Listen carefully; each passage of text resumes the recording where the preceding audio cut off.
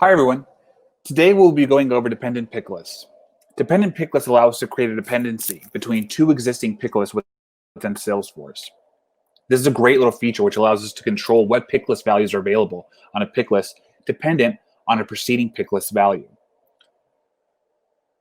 What I have here is a trailer playground I've created for this faux company, Mechanic LLC, which I'll be using for this example.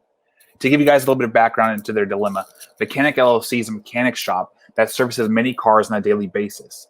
Their operation has grown quickly, and they've been bottlenecked by having to sort through various models of vehicles in their model pick list that do not coincide with makes they've selected in their make pick list. This has also caused issues with their data's integrity, as oftentimes incompatible models have been selected for their makes, causing internal issues and reporting to be a bit of a nightmare.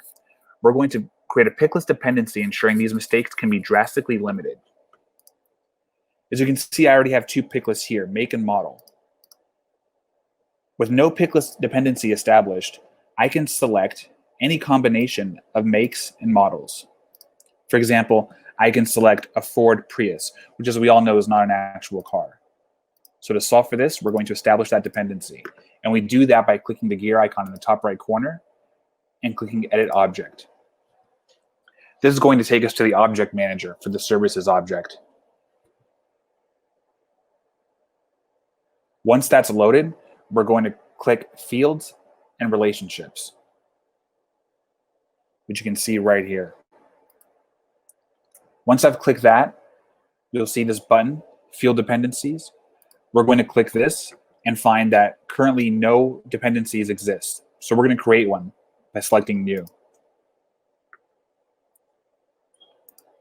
Right off the bat, the first thing we do is we set the controlling field and the dependent field. It's pretty self-explanatory, but the controlling field is the field which determines what values will be available to us on the dependent field. In our scenario, the make determines what kind of models we can select. So I'll select make for the controlling field and model for the dependent field and click Continue. Once I've done that, I will see that I have all of the available models to me here in the model section, as well as the available makes separated by columns. Here's where I select, and I can do this individually by including individual values, or if I'm so lucky as I am in this scenario, I have all the Ford vehicles in a row. So I just click and drag and select Include Vehicles. I do the same thing for BMW, starting with M3 down to Z4.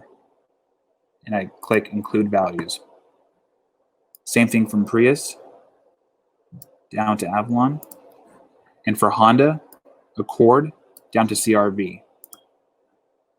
Last, I click Save. Now that I've defined the dependency, I'm going to go back to my demo record and refresh the page.